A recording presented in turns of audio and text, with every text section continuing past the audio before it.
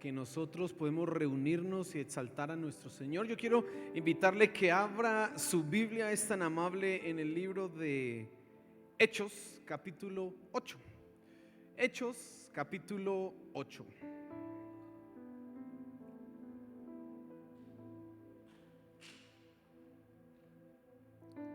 Saludamos a todas las personas que nos ven en YouTube, que están conectados desde casa. Qué bendición saber que podemos conectarnos aunque estemos en la distancia. A todos los que están allá, bienvenidos. Prepárense porque hoy Dios tiene una palabra especial para tu vida, para tu corazón. Entonces vamos a leer la Biblia en Hechos capítulo 8. Pero antes de leer, quiero que pensemos en lo siguiente. Alguien, él es un topógrafo, me explicaba un poco acerca de la diferencia que hay entre el asfalto y el concreto.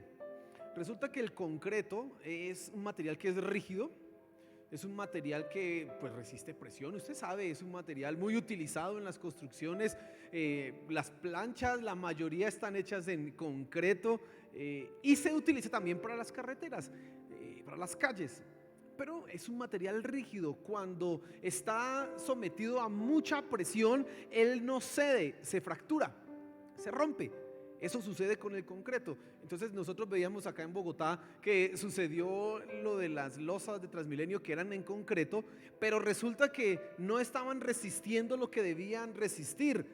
¿Por qué? Porque el peso de esos buses de Transmilenio, con toda la gente ahí adentro, eso es una cosa, no sé, 3 hasta 2, 3 toneladas puede pesar una cosa de esas, un bus de esos, y todo el día. Y si el concreto no está hecho para resistir ese peso, se va a romper.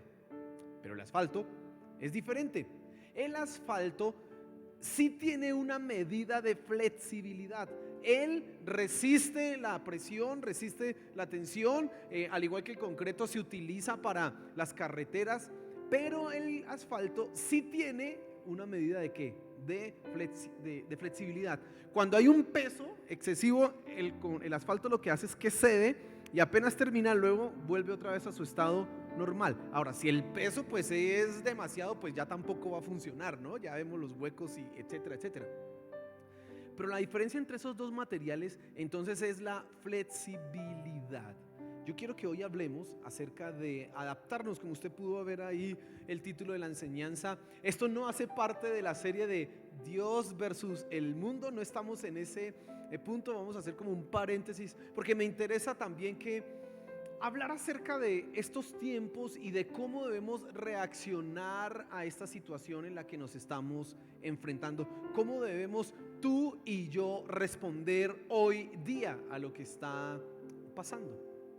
Bueno, así como el concreto y el asfalto tienen una diferencia, y es la flexibilidad, tú necesitas tener una capacidad de adaptación, porque de lo contrario vas a sufrir mucho en estos tiempos cambiantes. Y ahora sí quiero que leamos Hechos capítulo 8 y vamos a leer 2 versículos, y esos dos textos van a ser el centro de toda nuestra enseñanza. Dice así, versículo 3: y Saulo asolaba la iglesia, y entrando casa por casa arrastraba a hombres y a mujeres y los entregaba a la cárcel.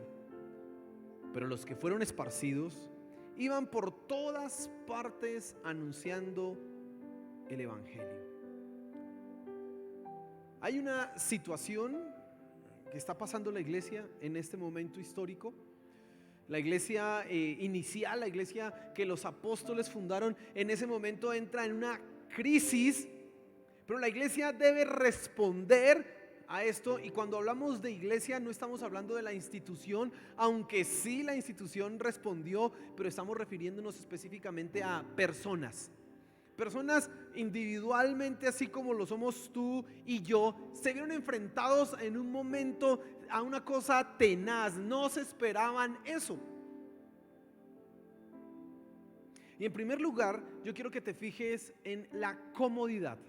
La iglesia en Jerusalén Estaba acomodada a su situación inicial. Y usted puede leer en el capítulo 1 hasta el capítulo 8 cómo era la vida de la iglesia en los tiempos, la iglesia en Jerusalén, la primera iglesia. Cómo funcionaba esto.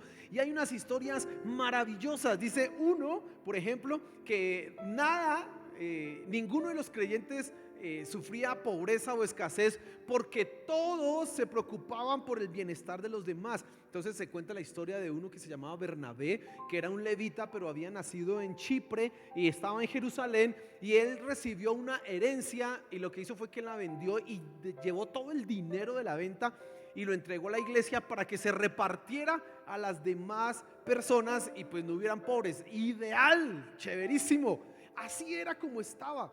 Usted recuerde, en el capítulo 1 todavía está el Señor Jesús en la tierra, pero ya al versículo 8 el Señor Jesús les da una orden a los discípulos. Versículo 9, 10 del capítulo 1, el Señor Jesús sube a los cielos y ahora quedan los discípulos solos. Comienza la vida de la iglesia sin nuestro Señor Jesús en presencia, aunque sabemos que Él está con nosotros, amén. Él está en medio de nosotros, pero ya no era su persona física la que iba a estar, sino eran los discípulos los que iban a trabajar. Bueno, entonces usted ve en el capítulo 2 la oración y la respuesta de Dios con el derramamiento del Espíritu Santo. La primer predicación, 5,000 convertidos. La segunda, 3,000 milagros. La gente empieza a reunirse, y era tanto que se reunían por las casas, y cuando no eran las casas era en el templo. Y esto nos da a entender que probablemente se reunían casi que todos los días. Había, como dice por ahí, francachela y comilona cristiana, ¿no?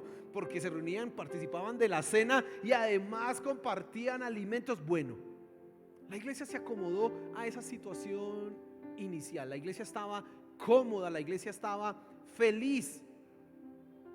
Tanto así que nosotros hoy leemos esos versículos que aparecen ahí en Hechos del 1 hasta el capítulo 6, y uno, oiga, qué belleza, esto era una maravilla. Algún que otro problema, Ananías y Zafira, bueno, pero de resto los hermanos alababan a Dios. Había cierta persecución, pero Dios hacía unos milagros portentosos y la iglesia estaba cómoda. La comodidad genera entonces que hábitos y costumbres se arraiguen y se vuelvan algo inconsciente. Cuando estamos cómodos, usted ya no piensa en hacer algo diferente porque usted está cómodo. Pues la iglesia en ese momento estaba cómoda. También se genera una familiaridad, porque yo ya veo a mi hermano, veo a este, mira aquí está Bernabé, mire Pedro, mire, usted, se genera familiaridad. Claro, era una iglesia grande, pues imagínense, en 2 sermones se habían convertido ya 8,000 personas, y Dios seguía llevando ahí. No sabemos esa iglesia cuánta gente tenía, pero era grande, pero estaban cómodos, estaban tranquilos. Y sabes, la comodidad tiene un defecto, la comodidad tiene unos problemas.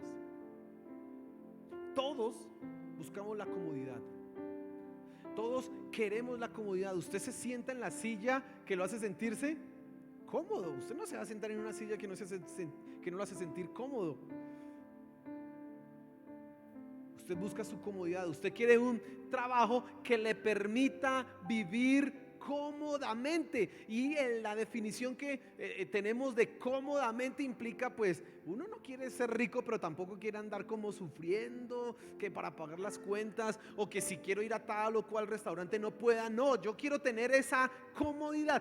Todos anhelamos y buscamos la comodidad. Si usted compra un par de zapatos, lo que hace cuando se los mide es comprobar que pues que sean cómodos.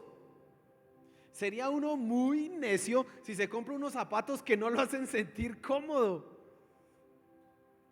Bueno, y a veces nos ha pasado, ¿no? A mí me ha pasado que he comprado zapatos que esta vaina, y después de unos ratos, yo, ¿por qué me compré estos zapatos, Dios mío, si no son cómodos? Pero la búsqueda nuestra precisamente es la comodidad.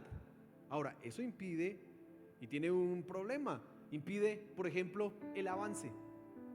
Y la iglesia en Jerusalén tenía una tarea, tenía una misión. Usted lee Mateo 28 del 19 al 20 y es la gran comisión, versículos que usted conoce.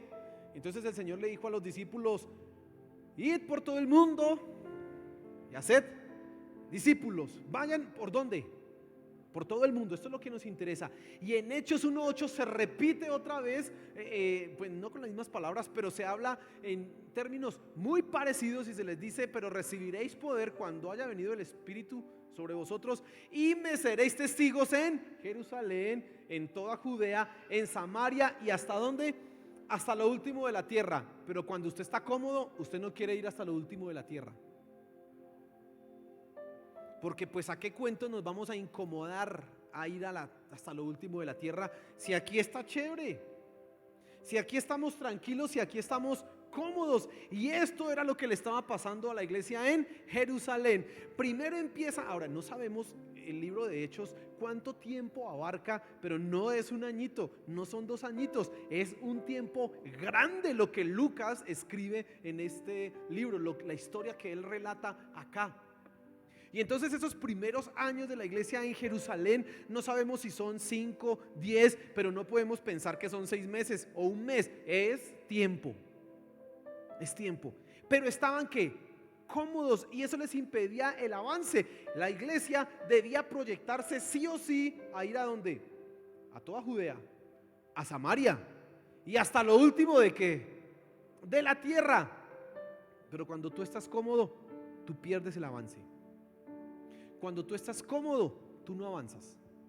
La comodidad impide, esto es otra cosa importante, adaptarse. Porque cuando tú estás cómodo, no tienes necesidad de modificar o de cambiar algo en tu vida, porque todo está funcionando ¿qué? Bien. Pues ¿para qué tengo yo que hacer cosas diferentes? Si usted está cómodo con su plan de internet, usted no lo va a cambiar bajo ninguna circunstancia. Porque ¿qué? No, pues usted siempre funciona bien, ¿para qué lo voy a cambiar? Usted lo cambia es cuando se queda el muñeco o lo que está viendo o la película o el cosito ese que sale ahí leyendo o el tiranosaurio, creo que es. No tiene internet y usted se pone a jugar ahí. Es la única razón por la cual usted dice: ahora sí no, me toca cambiar y llamar y pelear, porque mientras todo funcione, usted no lo cambia. La comodidad impide adaptarse, impide el cambio. Y finalmente otra cosa que impide la comodidad es servir. Porque cuando tú estás cómodo, tú no quieres servir. Porque el servicio implica incomodarte. El servicio implica no agradarte a ti mismo y no buscar tu comodidad, sino la comodidad ¿de quién? De otro. Y por lo tanto tú pues te incomodas. ¿Y quién quiere estar incómodo? Ya dijimos, todos buscamos la comodidad. Es algo normal y natural que nosotros nos enfoquemos en querer estar bien. Pero el problema es que estar bien nos impide avanzar, nos impide adaptarnos, modificar cosas que deben ser modificadas y servir. Y para la iglesia en Jerusalén era que ellos debían ir sí o sí a servir a las demás naciones, pero estaban ¿qué? Cómodos.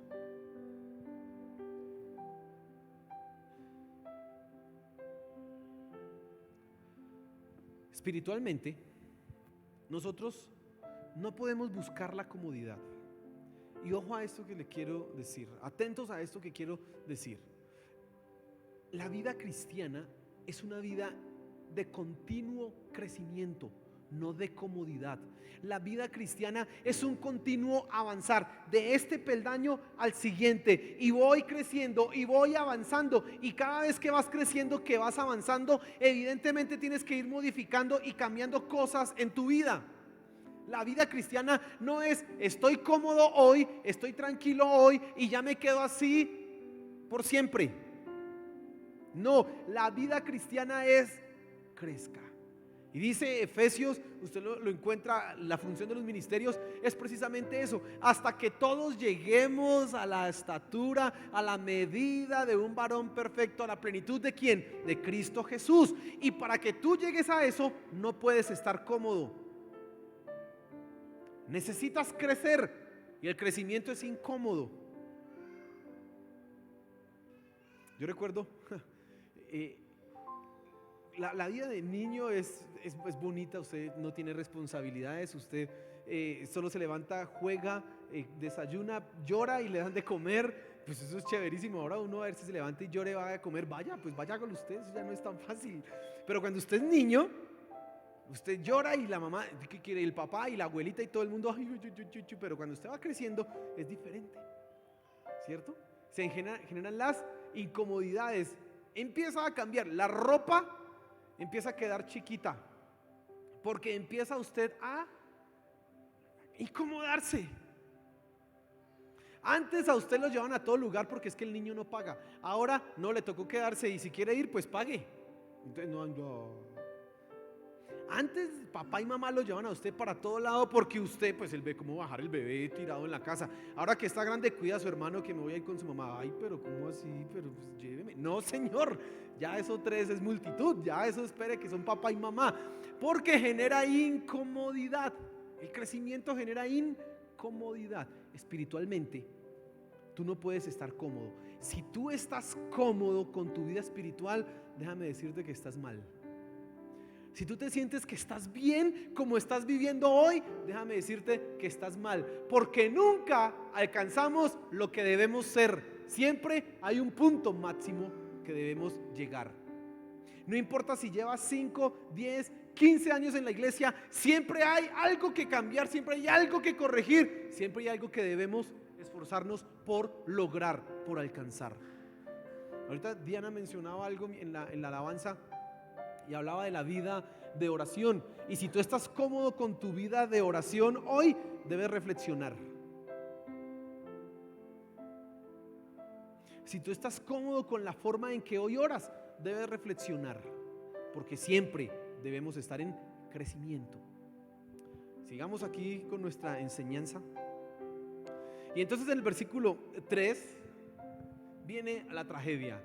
En segundo lugar, fíjate en la incomodidad. Dice así: y Saulo asolaba la iglesia. Y usted sabe que esa palabra de asolar, y aquí don Pablo, bueno, Saulo, ni siquiera le dicen Pablo, sino Saulo, esa era la pesadilla, el innombrable, el terror de los cristianos. Era un señor llamado Saulo de Tarso. ¿Y qué hacía? Dice, y entrando casa por casa, llevaba amablemente a los creyentes. No, yo no sé cómo era, si de las mechas o de las orejas, pero dice ahí, arrastraba a hombres y a mujeres y los entregaba en la cárcel. Viene la incomodidad. Estamos todos felices aquí en la iglesia. Sí, hay una persecución porque los sacerdotes molestan que no se predique, pero Pedro y Juan dijeron no, debemos obedecer a Dios antes que a los hombres, y seguimos predicando. Aleluya, qué bendición. Pero ahora la cosa se puso de un tinte y de un color un poco más horrible, porque viene ¿qué? Persecución. Y esto de arrastrarlos y llevarlos a la cárcel no era solamente como cuando ustedes lo cogen, espero que nunca le pase eso, pero y a mí nunca me ha pasado, pero cuando lo cogen sin papeles y entonces su cédula, no sé, camina y le enseño que tiene que andar con cédula y está, creo que es 24 horas en un calabozo en la estación de policía. Eso no es tan chévere, así nomás, y bueno, siga. Y ahí donde ese policía le diga a usted algo feito o medio lo empuje, ahí sí, no, es que no me va a llevar y voy a llamar a los de las protestas a la mesa de no sé qué, bueno, etcétera. Porque hoy usted no se aguanta eso, pero en ese momento lo que estaba pasando era que por ser cristianos había persecución y entraban a tu casa y te sacaban y te llevaban a la cárcel. Hermano, y esto se puso tan tenaz que muchos cristianos, no solamente papá o mamá, sino las familias enteras, eran entregadas al circo romano como un espectáculo. Y es que las diversiones en esa época eran tremendas. Y entonces era, vamos a divertirnos, camine papito, lo llevo a que se divierta allí al teatro romano. Y no era ver la historia de Romeo y Julieta, no, era ver cómo unos leones se comían a un poco de cristianos. Tremenda diversión. Y entonces el riesgo que generaba era eso tremendo, incomodidad. Y todo esto comenzó con el martirio de Esteban, ahí en el capítulo 7. De hecho, si usted encuentra la historia, él estaba predicando y lo acusaron y lo apedrearon.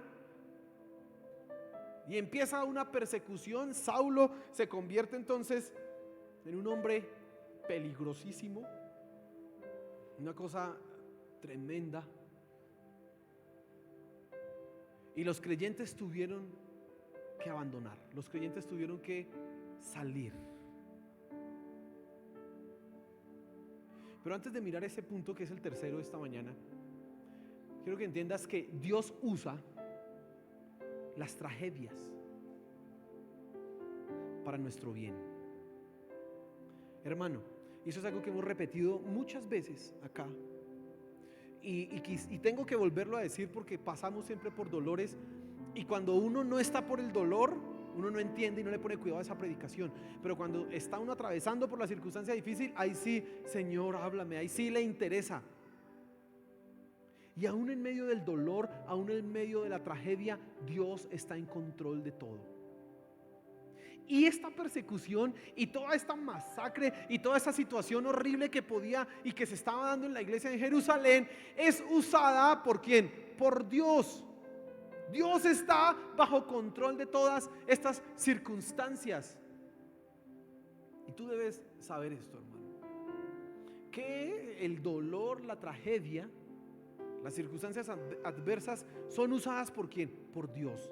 Él está en control, en medio de su sabiduría. Sus propósitos se cumplen aun cuando hay dolor, hermano.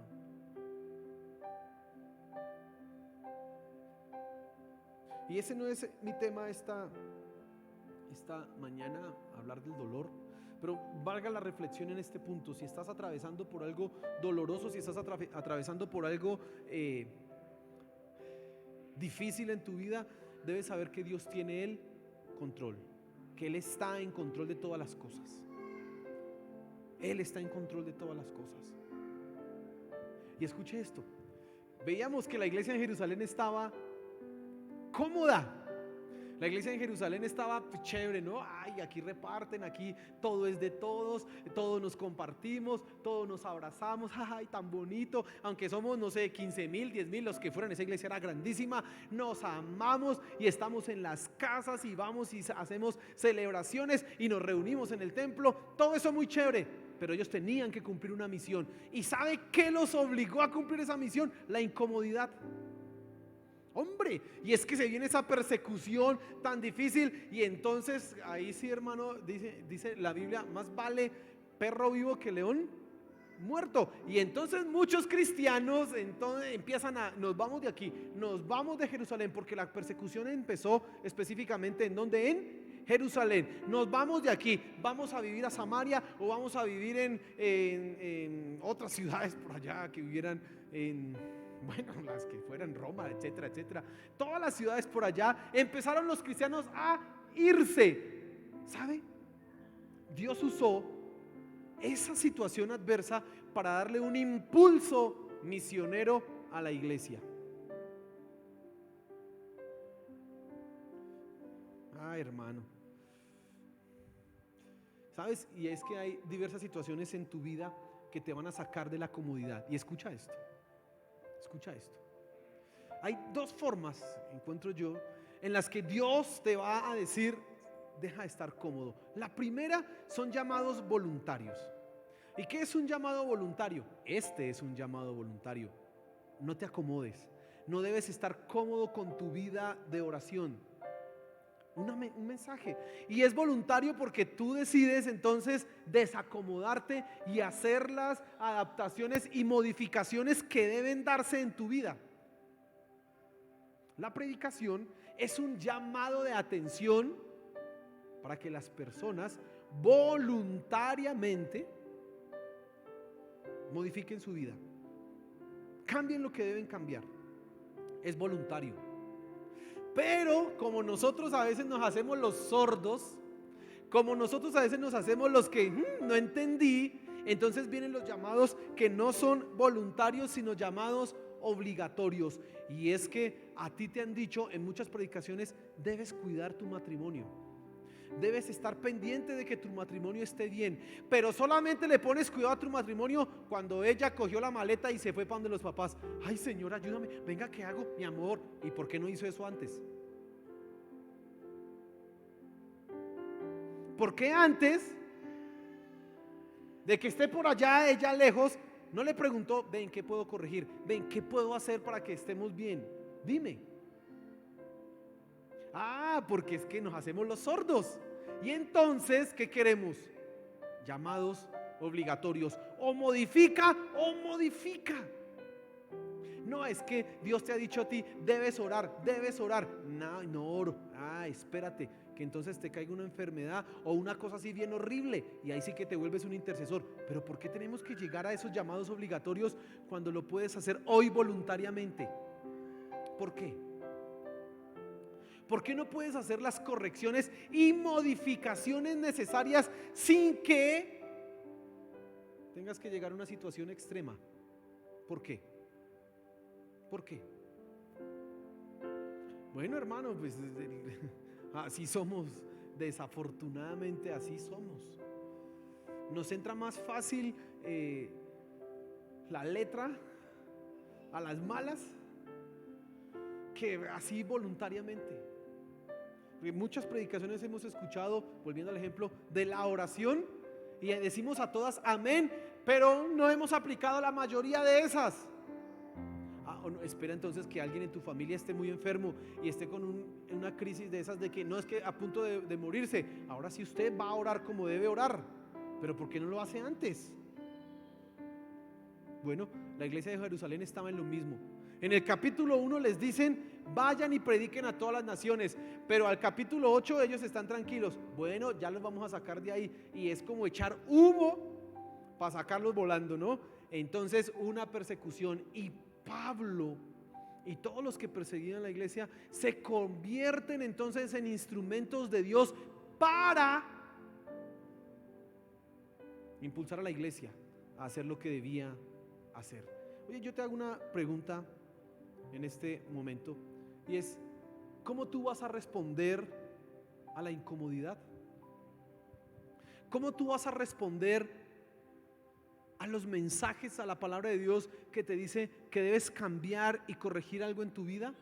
¿Cómo vas a responder tú cuando te encuentras en una situación que es incómoda? ¿Qué vas a hacer? Porque de manera sorprendente las personas llegan a la incomodidad, pero lo que antes era incómodo ahora se volvió cómodo. ¿Por qué? Por la costumbre.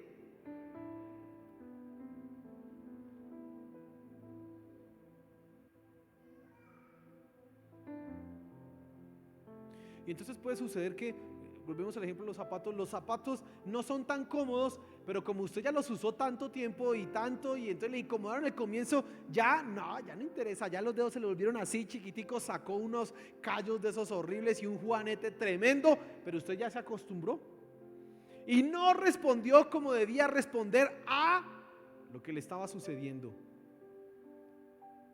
Y que déjeme decirle que un juanete o unos callos, pues bueno, será muy feo cuando ven, quiero acariciar tus pies y uy, estoy pasado de resto no más. ¿Sí? No sufrirá usted nada más. Pero en las cosas espirituales, si tú de tanto escuchar haces que el oído se vuelva sordo, como que genere una callosidad que impida que eso penetre a tu corazón, te vas a acostumbrar y te vas a quedar, y lo que te generaba incomodidad ya no te la genera y sigues igual. No, todo está bien. Entonces repito esto: yo estoy cómodo, escucho una palabra o algo y me genera incomodidad, pero si yo sigo en eso y no lo cambio, eso que antes me generaba incomodidad se vuelve mi nueva comodidad. Escuche esto. Por eso es probablemente que tú has escuchado muchas enseñanzas acerca de la oración, muchas enseñanzas acerca de la santidad, muchas enseñanzas acerca del matrimonio, y no hiciste nada. Aunque tu vida y tu relación con Dios estaba totalmente fría y seca, aunque tu vida y tu santidad estaba totalmente por el piso, y aunque tu matrimonio estaba que se destruía y tú eras testigo y estabas viendo con tus propios ojos cómo todo se iba dañando, pero como te acomodaste a esa situación, y por eso quizás es que no estás creciendo, porque estás cómodo, inactivo. En tercer lugar, quiero que te fijes en adaptarnos. Y dice ahí el versículo 4: Pero los que fueron esparcidos iban por todas partes anunciando el evangelio. Y entonces, pero los que fueron esparcidos no se quedaron llorando: ay, Jerusalén, volvamos a la iglesia, otra vez a reunirnos en las casas. No, entendieron que debían hacer lo que debían hacer. Y entonces ahora donde estaban, ¿qué hicieron? Predicaron el evangelio de Dios. Mi hermano, la iglesia se adaptó, los creyentes se adaptaron. ¿Qué sucedió entonces? A donde llegaron ellos, empezaron a predicar el evangelio. Era en Samaria, pues en Samaria. Es en Roma, pues en Roma. Es en Galacia, pues en Galacia. Es en Filipos, pues en Filipos predicamos. Y empieza a surgir un movimiento misionero y un movimiento de plantación y de fundación de iglesias increíble. ¿Pero por qué? Porque se adaptaron. Porque ellos pudieron haberse quedado, y probablemente a algunos les pasó lo mismo: no, yo tengo que volver a Jerusalén, el templo que teníamos antes allá, tenemos que ir a que Pedro nos predique. No, unos pudieron quedarse así. Si esos que se quedaron así no avanzaron, pero por el contrario otros, vamos acá. Y hay la historia de una ciudad que se llamaba Antioquía, y en Antioquía hay una iglesia. Se funda una iglesia y esa iglesia empieza a crecer. En esa iglesia está Bernabé, y a esa iglesia después de un tiempo llega Pablo nuevamente. Pablo, que ya no es Saulo el perseguidor, sino que ahora es Pablo el seguidor de Cristo. Y ahí en unos capítulos más adelante se dice que un día, reunidos en ayuno y en oración, el Espíritu Santo le dijo a los líderes de esa iglesia: sepárenme a Pablo y a Bernabé, porque los tengo para una tarea. Y empiezan los viajes misioneros del apóstol Pablo. ¿Sabes? Cuando tú miras, uno puede mirar el libro de Hechos desde esta perspectiva: la historia de dos iglesias, o la historia de dos ciudades. Jerusalén empieza con todo el esplendor, empieza con toda la revelación. Allá es donde se da el bautismo del Espíritu Santo. Allá es donde se da un mensaje: 5,000 convertidos, otro 3,000 convertidos. Todo esto nos lleva a pensar que esa iglesia y que esa ciudad va a ser esplendorosa a nivel espiritual. Pero van pasando los capítulos y ella, en lugar de crecer, empieza a decrecer. Y por el contrario, Antioquía, que no es nada, no tiene ningún converso, empieza con unos pocos, empieza a crecer. Unos pocos de estos que fueron esparcidos, empieza a crecer y luego se convierte en el centro misionero mundial. La iglesia se adaptó. La iglesia tuvo que cambiar.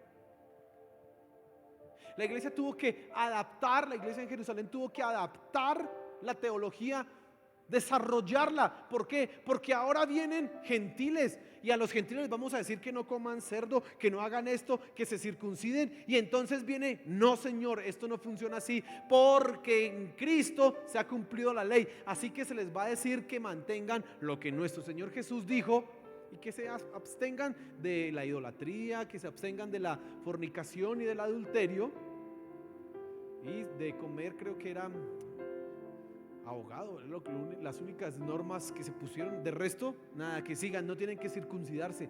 No, la teología tuvo que desarrollarse, tuvo que crecer. Ahora no era una iglesia solo para judíos, ahora era una iglesia ¿para quién? Para todo el mundo. Tuvo que adaptarse. Y aunque el Señor Jesús le había dicho a ellos: tienen que ir a todas las naciones, la iglesia primero era una iglesia étnica. ¿Solo de qué? De judíos. Pero ahora se está convirtiendo en una iglesia mundial, internacional, que todo el que llegue sea bien recibido. Por eso el apóstol Pablo en Efesios dice: y ustedes que antes no eran familia, ahora son familia. Y él dice: de los dos pueblos ha hecho uno solo, quitando toda la enemistad. ¿Y por qué él habla eso? Pues porque la iglesia está adaptándose, la iglesia está desarrollándose.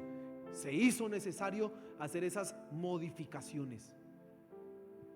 Y nosotros necesitamos hacer lo mismo. Y hay algunas cosas que tenemos que tener presentes cuando hablamos de adaptarnos, porque adaptarnos es tener la capacidad, escuche esto, de hacer los ajustes necesarios para seguir adelante. no para quedarnos quietos, inmóviles, no, es hacer los ajustes necesarios para avanzar y seguir adelante en lo que tenemos que hacer. Y entonces cuando hablamos de adaptarnos, tenemos que evaluar qué está pasando en el mundo, qué está sucediendo a mi alrededor. Tengo que evaluar qué es lo que estoy haciendo, qué fue lo que hice. Tengo que evaluar qué es lo que debo hacer. Como iglesia debemos hacer exactamente la misma evaluación. ¿Qué está sucediendo? ¿Qué hemos hecho? ¿Y qué tenemos que hacer ahora? Pero en segundo lugar, tú tienes que determinar qué es lo fundamental y mantener lo fundamental. Porque no hay cosas que si no se pueden modificar. Nosotros no podemos modificar, por ejemplo, hablando de la iglesia, que lo que es pecado, no, ahora ya no lo llamemos pecado. No, lo que es pecado y punto. Así el mundo cambie, eso no puede cambiar de ninguna manera y de ninguna circunstancia. No lo podemos modificar. Entonces tú debes evaluar y ahora debes identificar qué es lo fundamental que no se debe cambiar, que no se debe corregir. En tercer lugar, tú debes modificar. Lo que no es fundamental y que se puede corregir, pues lo vamos a cambiar y lo vamos a corregir, porque es importante avanzar, es importante seguir adelante. Hermanos, y estos son tiempos de cambio. Mire, estamos en una temporada, este año 2020 ha sido un año tremendo en todas las circunstancias.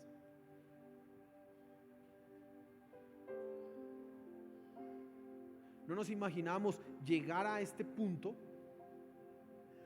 ya en noviembre, 1 de noviembre, mes 11, diciendo, nos la pasamos encerrados 7 meses, 6 meses. ¿Usted no se imaginaba eso? Los muchos muchachos que clases por internet, no se imaginaban que es que les tocaba. Es que le toca. Muchos de los que dijeron, eso del internet a mí no me interesa, ahora es que mejor que le interese, porque si no, se pierde de este mundo. Muchas de las cosas que en algún momento sabíamos que teníamos que hacer, ahora tocó a las malas. Es que tocó. Es que a mí no me gustaba hacer ejercicio, pero ahora como está encerrado en la casa, entonces si no se mueve, hermano, va a tener un problema.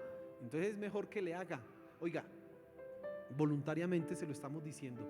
No espere que el médico le diga, tienen los triglicéridos y todas las cosas que se le suben a uno, los tiene por el techo, y si sigue comiendo así y no haciendo nada, hermano, está en riesgo de un paro cardíaco. No espere que le digan eso para hacer las modificaciones que tiene que hacer. No se espere hasta allá. Estos son tiempos de cambio. ¿Y cómo estás respondiendo tú a esto? Y quiero que pienses en 2 áreas. Uno, en tu vida personal. Tu formación personal, intelectual, ya no depende de que el profesor me esté diciendo y me esté persiguiendo. No, ahora tú tienes una sesión de clase de 1 hora y lo demás es investigue, trabaje, lee, porque eso es educarse. Y esta sociedad de hoy día necesita aprender a autoeducarse. Ya no se le puede echar la culpa al profesor. Es que el profesor no me enseñó. Perdón, si hay en internet tiene toda la información. Hay tutoriales para todo.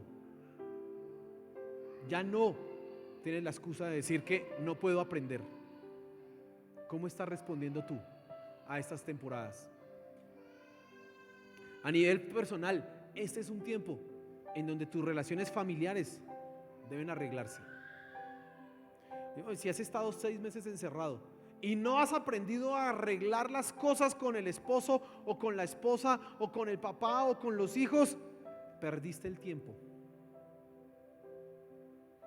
Este es el tiempo en que papá y mamá ahora estaban en casa y se dieron cuenta de, espere, yo tengo que ayudar a mis hijos a hacer tareas. Espere, yo tengo que sacar tiempo con mis hijos para hablar con ellos. Ay, es que así es todo el día en la casa. Sí, sí ve lo que se siente. Pero como a las malas, a las buenas no quiso, a las malas tocó.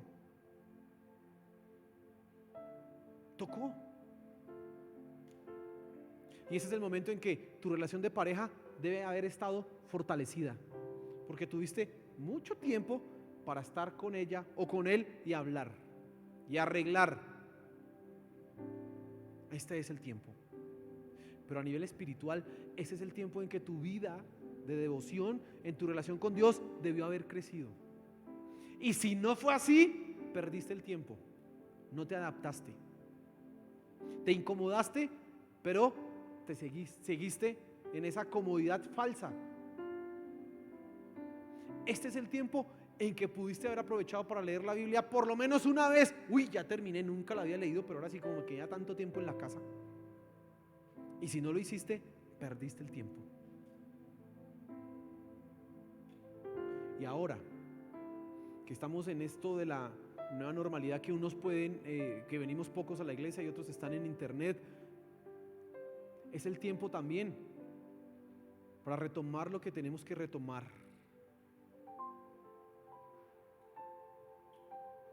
Y un pequeño ejemplo: muchos no les gusta inscribirse al servicio. Hermano, adáptate, porque toca hacerlo. Eso es adaptarse. Es que yo no sé manejar eso. Adáptate, aprende.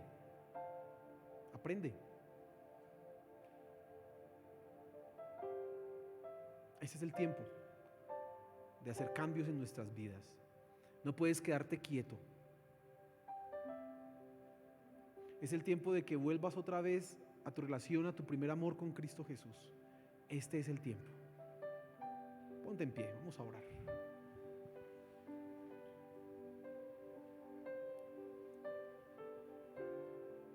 Y quiero hablar para aquellos que están que nos siguen y que no son creyentes. Debes adaptarte. Es momento de adaptarse. Es momento de que a todos, para todos, cristiano y no cristiano, deben aprender a trabajar desde casa y ser eficientes, hacerlo bien, que su jefe, su patrón diga: qué bien que lo estoy haciendo, que este empleado no lo saco, le pago que esté en la casa o lo hago venir aquí, que él sepa. Tú tienes que adaptarte. Pero a los que no son cristianos, tienes que entender que la mayor modificación que debes hacer en tu vida es recibir a Cristo Jesús. Y este es un llamado voluntario. No esperes algo trágico. No, ya es momento de hacerlo.